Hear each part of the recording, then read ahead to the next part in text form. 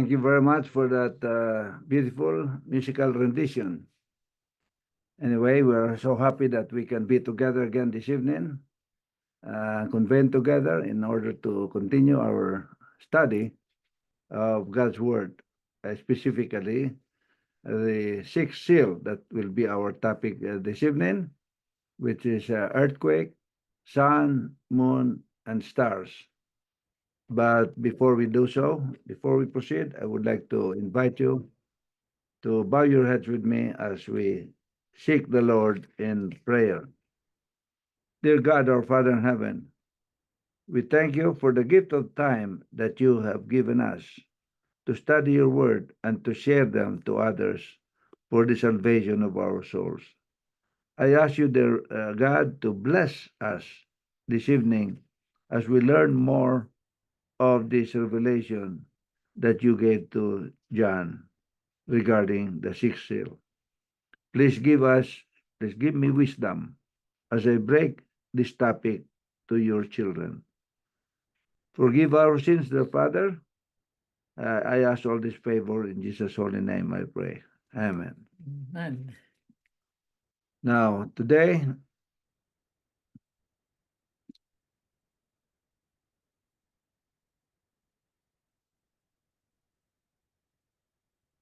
we gather to delve into a profound aspect of the book of Revelation, the sixth seal.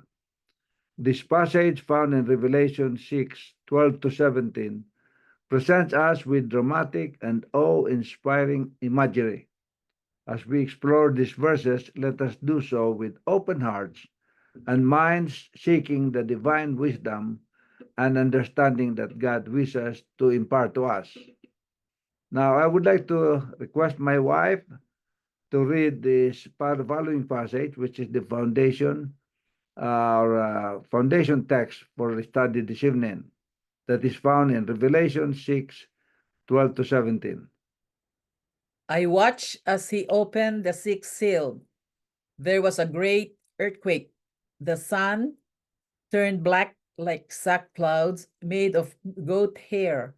The whole moon turned blood red, and the stars in the sky fell to earth as fig dropped from the fig tree when shaken by a strong wind.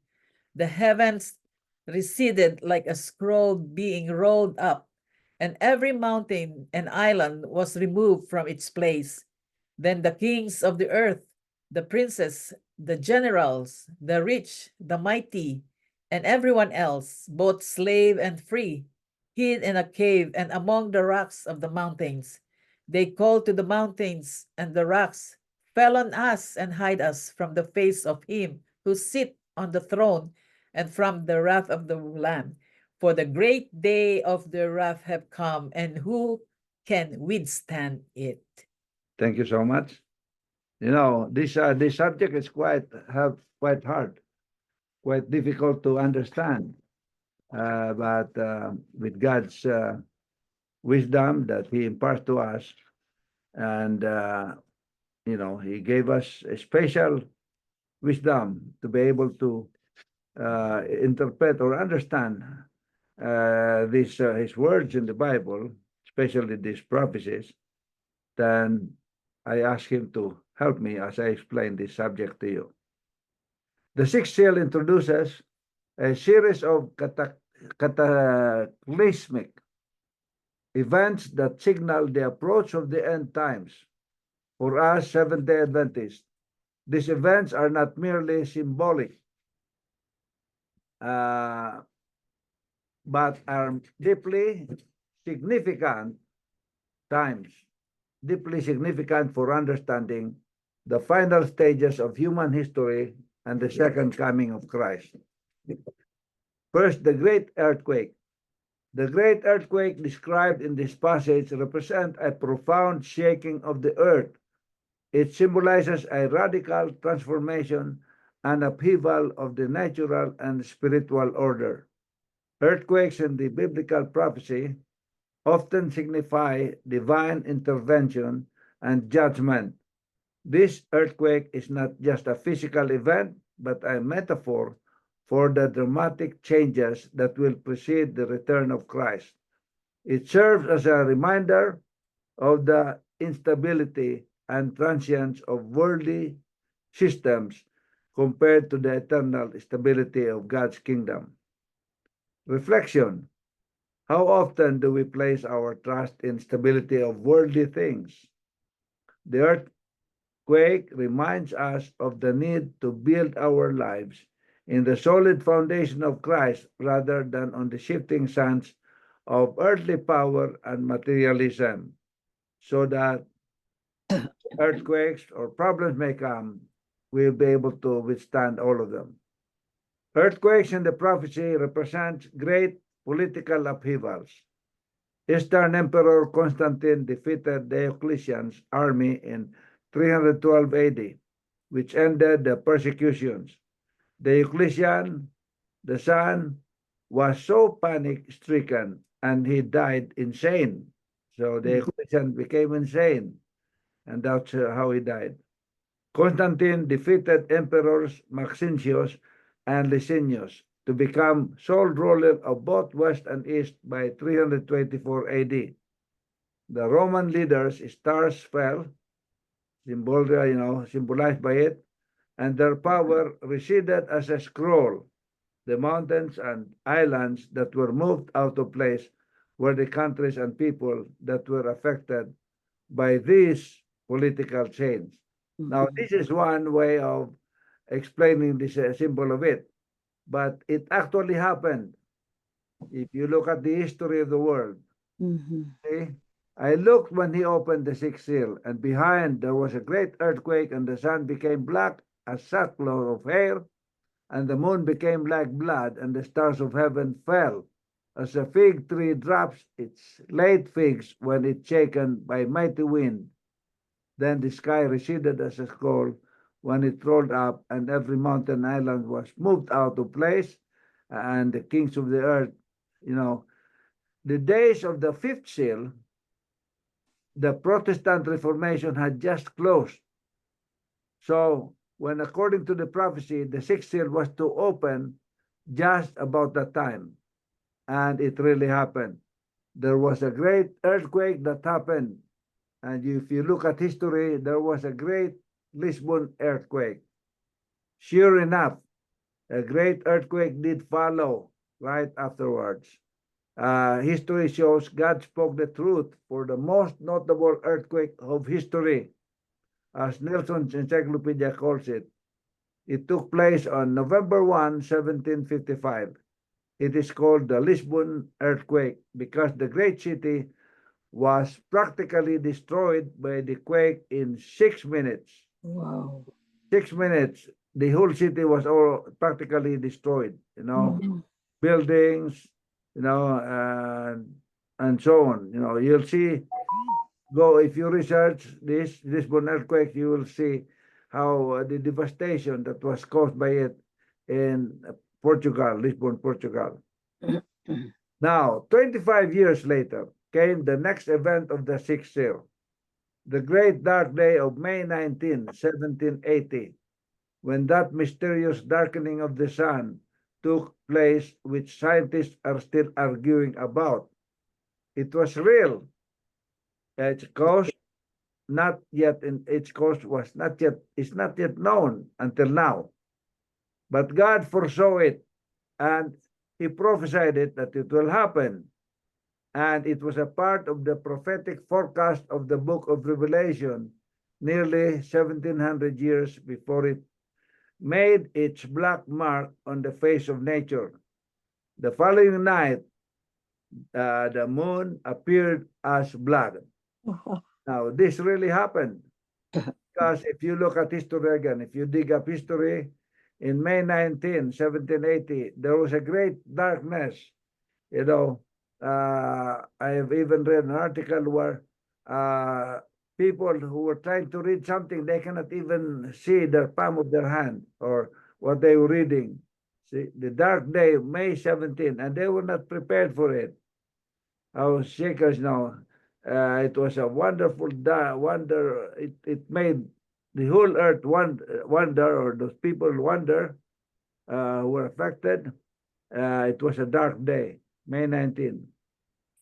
And here are some reports of them that you can see in encyclopedias. You can see them in YouTube, Safari, and so on. On May 19, the sun came up as usual, but then the skies over New England darkened as far north as Portland, Maine, as far as the New Jersey.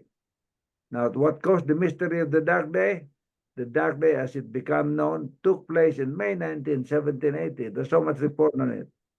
And until now, they could not explain what it was, why it happened. But it was, it was not a solar eclipse. Ralph Farnham remembered it. On the day 244 years ago, Maine's skies darkened, but it wasn't a solar eclipse. New England's dark day was so eerie. Some thought it was the end of the world. Parts of New England and Canada went completely dark during that day. The event is known as New England's Dark Day. So it really happened. It really happened according to the way it was prophesied after the tribulation. The darkening or the darkened sun and blood, the imagery of sun turning black and the moon becoming blood red is significant in biblical prophecy. The sun's darkness, the moon's redness are symbols of divine judgment and the end of an era. The ancient times, such cosmic disturbances were seen as omens of significant changes or divine interventions. Here they symbolize the dramatic nature of the end times and the severe consequences of divine judgment. Reflection. These cosmic signs remind us of the majesty and power of God. They invite us to examine our own lives and our readiness for His return.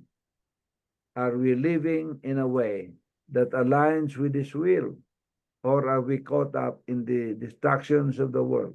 That's a big question. There's a text in the Bible, love not the world, neither the things of the world. If any man love the world, the love of the Father is not in him.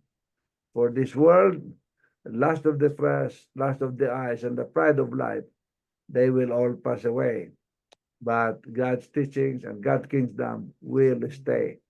Time will come when Jesus is going to destroy this earth because it's a very sinful world. That's why when Jesus comes, He's not going to set His foot on earth anymore, because this earth is, the first time He came, He set foot here.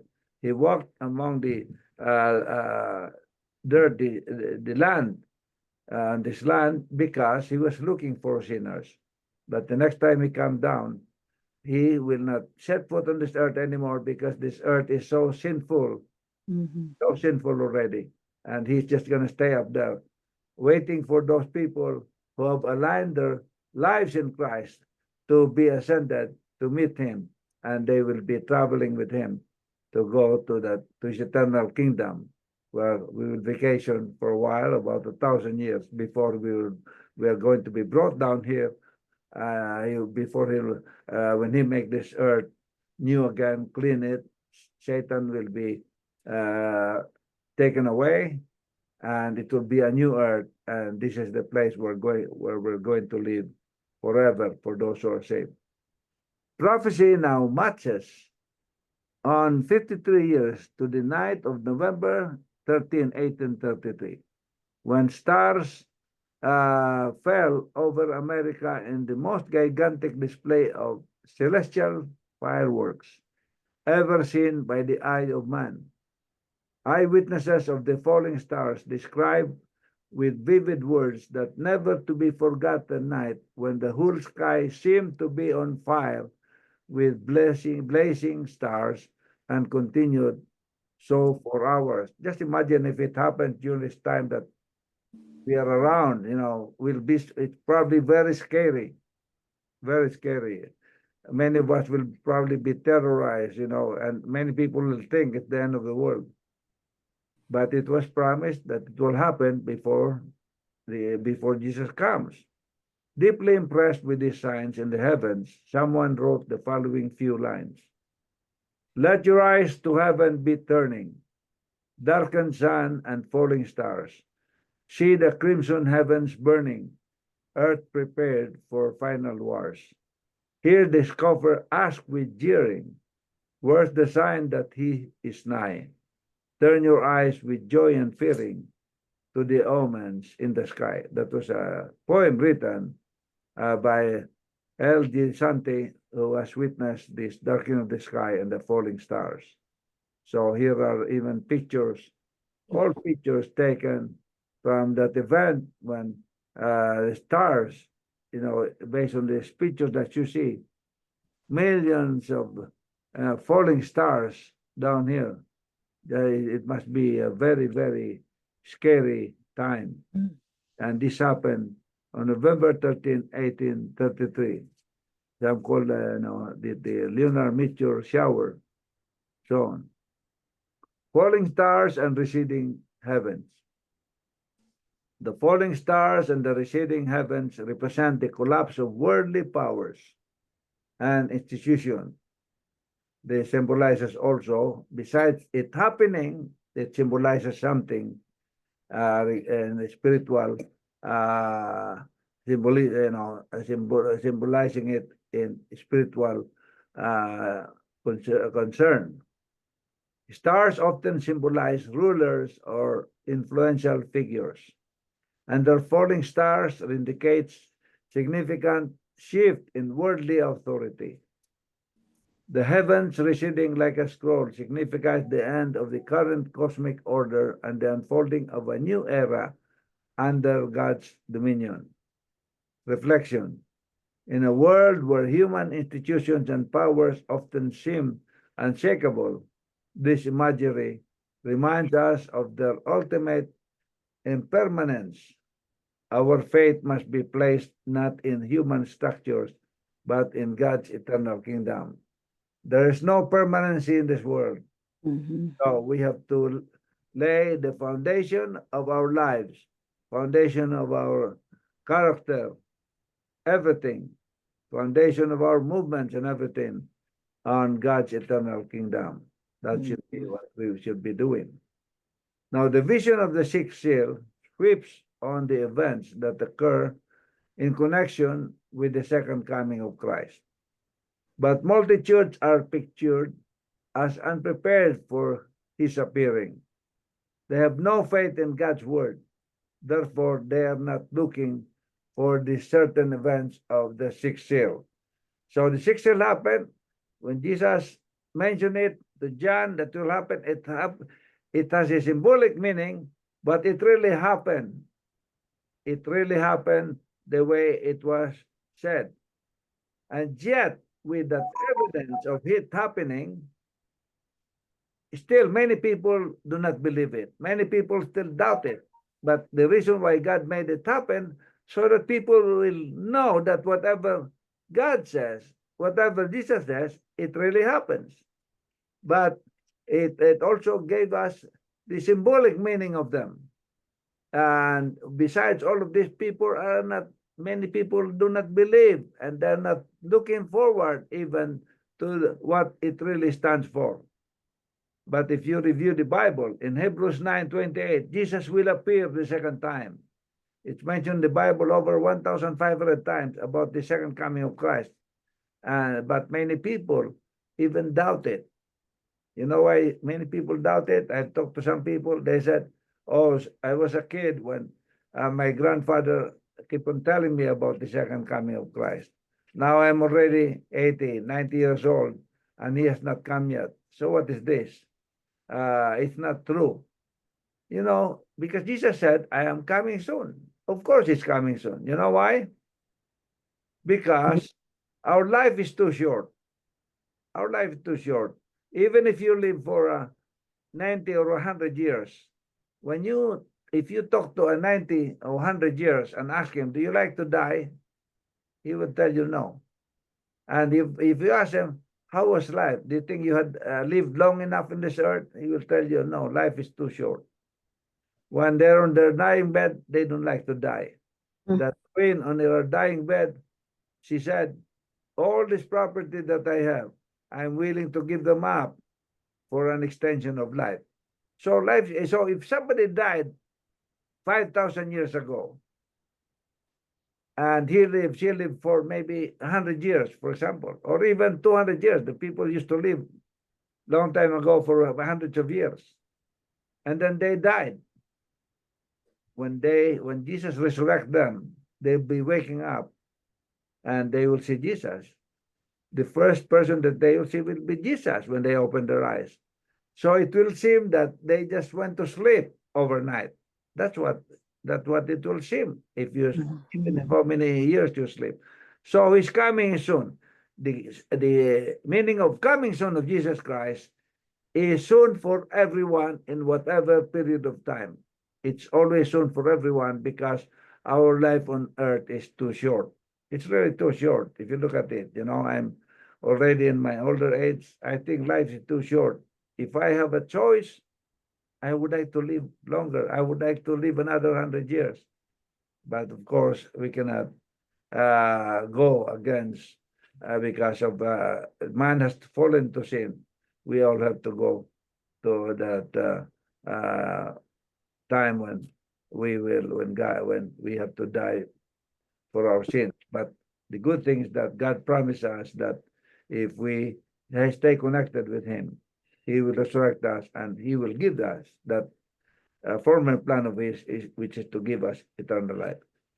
Scripture, so Jesus testified under oath in Matthew 26:64 that He's going to come again, second time.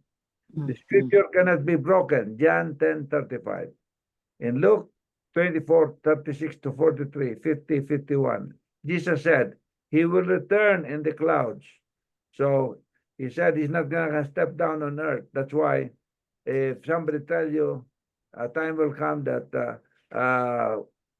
Satan is going to impersonate Jesus, and he will be, maybe some people say, oh, he's now in Ontario Place healing many people. The Bible says that's a false Christ. Do not go, because when Jesus comes, it says in Revelation 1:7, Jesus will be visible to all men. All eyes will see Him. I don't know how it will happen, but of course it's possible. Jesus, nothing is impossible. So even those people on the other side of the earth will see Him, but the other people all over, all eyes will be able to see Him. All the angels of heaven will come with Jesus, Matthew 25:31. That's why you have to watch the next topic that we have, which is silence in heaven. And you will learn more about the second coming of Christ, and heaven will be empty. The angels of heaven will come with Jesus. The purpose of the coming of Jesus is to give every man a reward. There will be four kinds of people when Jesus comes. One are those people who will be alive, but they are connected to God. They're connected to Jesus in their daily lives. And those people are not going to die anymore. So those are the people who are not going to taste death. And another group of people are those who are alive, but their lives, they've lived a sinful life and they will not be saved. So they will die. They will go follow us on the rock, because we cannot look at the glory of God. So they will even commit suicide. They will all die. And another group of people are those who died that were serving God before they died.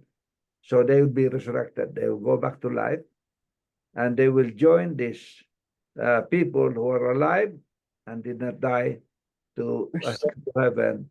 The angels will help them go ascend to heaven and to go with Jesus Christ back to His heavenly kingdom. And the fourth group of people are those who who died, but they were not connected to God when they died. So they were judged to not to be resurrected. So they will stay dead for 1,000 years. That's what will happen. And 1,000 years, those who are saved will stay in heaven for 1,000 years. You'll find that in Revelation 20, verse 5. Do you have a Bible? Can I if you read the Bible, Revelation 20, verse 5, it will tell us here that, let me just read that text to you. Revelation 20, verse 5. So the purpose of the Jesus coming is to give every man a reward. So all the people, there's nobody can escape it. All the people, every person will belong to one of those four groups of people. Those who are alive and are connected to Jesus when he comes, they will not die anymore. Those who are alive, but they were not connected to Jesus, they will continue to be living a sinful life, they will die. And those who died were connected to Jesus will be resurrected and to live forever. And those who died and was not connected to God, who will be judged to die forever. Revelation 20, verse 5.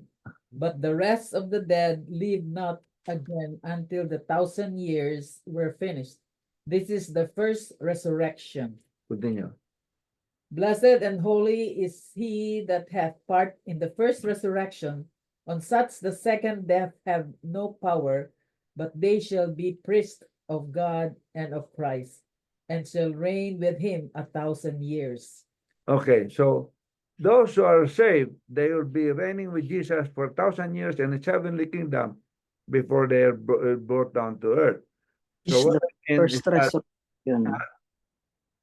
with that, First resurrection. no. So those who will not be saved, they will die 2 times because they will die first time here because we all die in this life, but they will be resurrected to die again together with Satan. That's Matthew 25:41. Can you read Matthew 25:41? Matthew 25:41.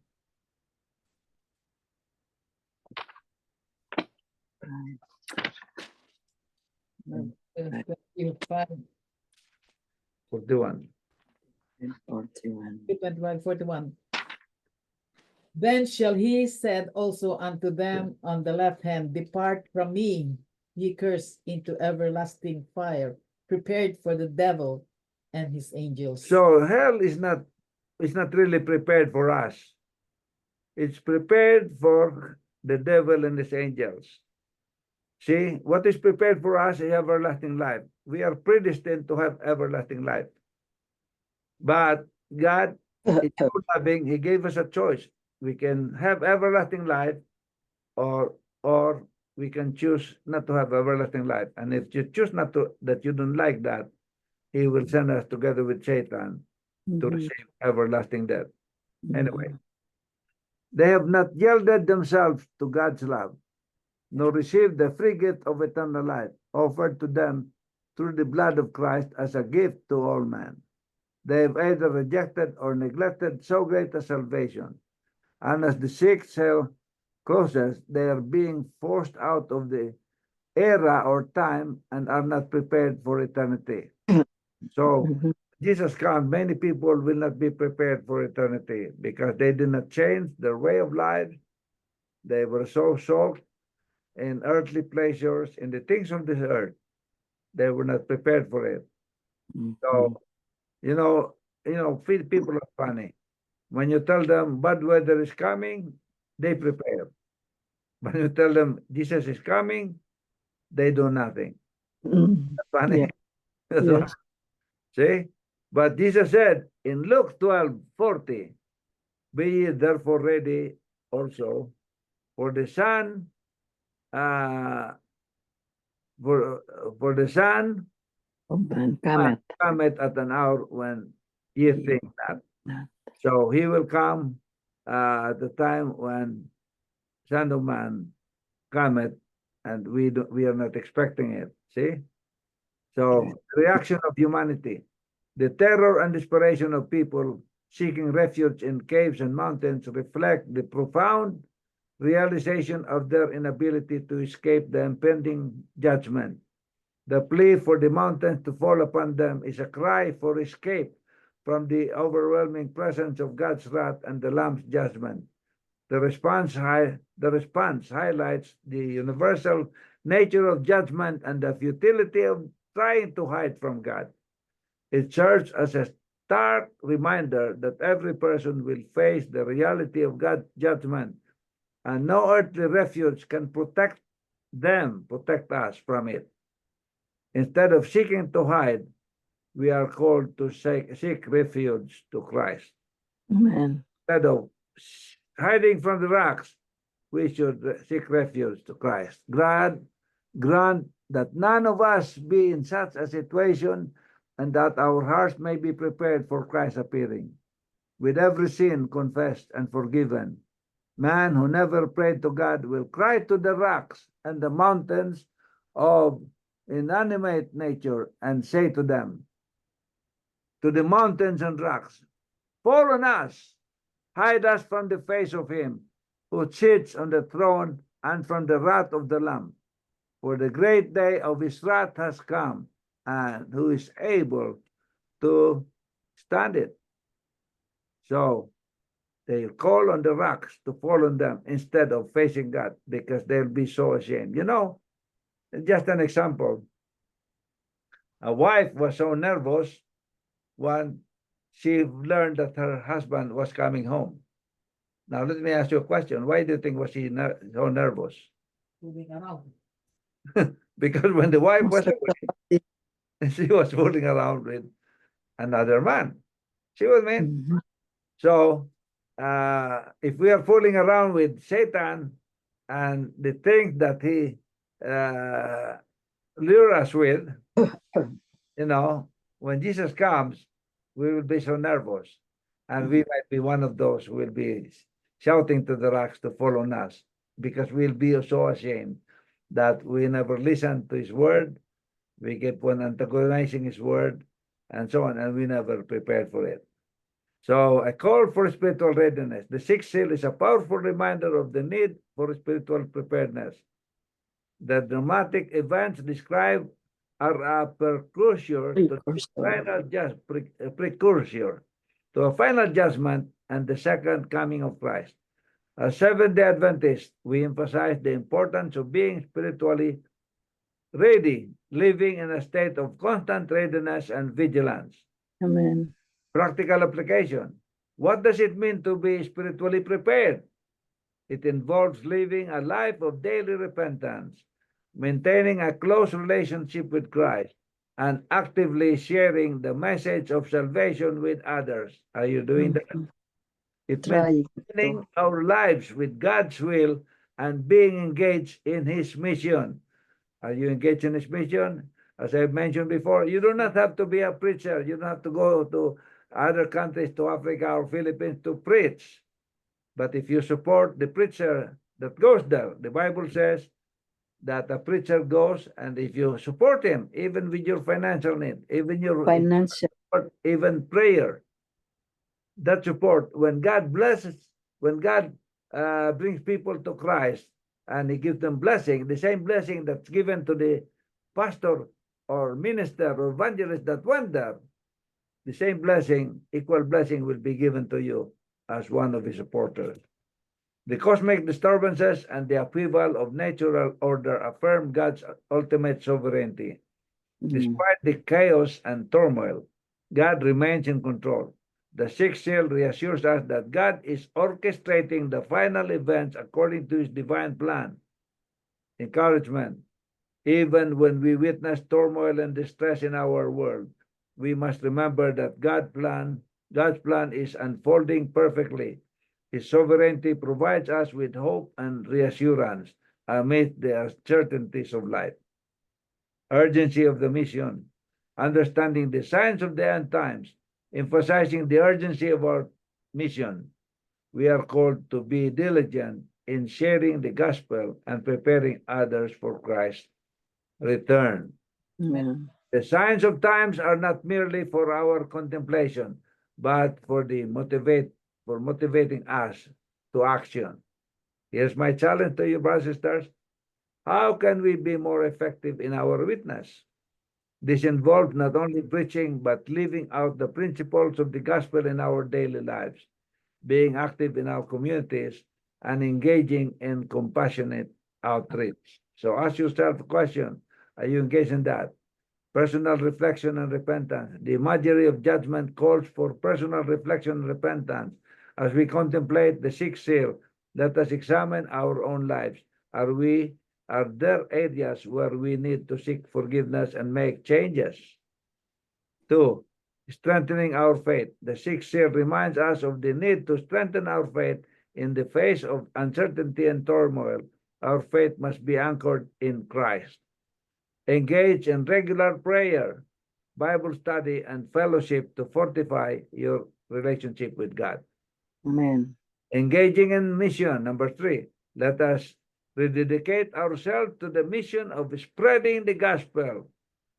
Identify ways in which you can actively participate. I mentioned the ways you can participate in sharing Christ's message, whether through personal relationship, community involvement, or global outreach. Conclusion. Beloved, as we reflect on the sixth seal, we are reminded of the dramatic and profound nature of the end times. These times are not distant prophecies, but urgent calls to action. They invite us to examine our lives, strengthen our faith, and engage actively in Christ, in God's mission. Let us be vigilant and prepared, living with the hope and assurance that Christ is coming soon. May we be found faithful and ready when that great day arrives. There's Amen. a trip that is being prepared to go to Cambodia by a group of people from our church, Mount Zion. And if other churches are listening, you might have some mission trip like that. Mhm. So you might be able to do something. If you have extra money, give it to those people going. You don't have to give it to me because I'm not pointing. But you can give it to Brother Andrew. He's the one organizing it. Or give it to Pastor Bill Santos because they're raising funds. You don't have to give it to me because God gives me ways on how I'm able to produce the funds to be able to afford it. But if you want to give it to me, I will directly give it to people who are in need in the Philippines. But give it to Pastor Lee, going back to Cambodia. You can pray for them also. Give something, anything. Maybe, okay, Pastor Lee, here's something that you can bring with you to help you in your expenses as you go to your mission trip. Remember the vision of the sixth seal? Jesus will appear for the second time. Scripture cannot be broken. Jesus said he will return in the clouds, not to step down on this earth anymore. Jesus will be visible to all men. All eyes will see him. All the angels of heaven will come with Jesus. The purpose of Jesus coming is to give reward to every man. So are you ready? Are you ready to meet Jesus? Do you like to see him return again? And do you like to be rewarded with everlasting life? That is my prayer this evening as we when we separate from each other. I hope that we will keep this in our mind. Thank you, Amen. Lord, and I hope that you are blessed with God's wonderful message through the sixth seal this evening. And Amen. please share this information.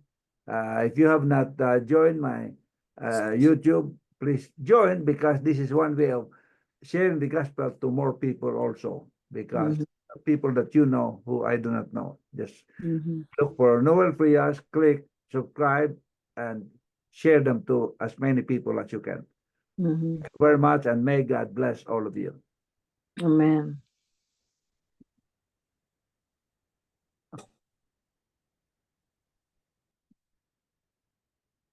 Any question? Now we have to go to the question and answer service, I guess.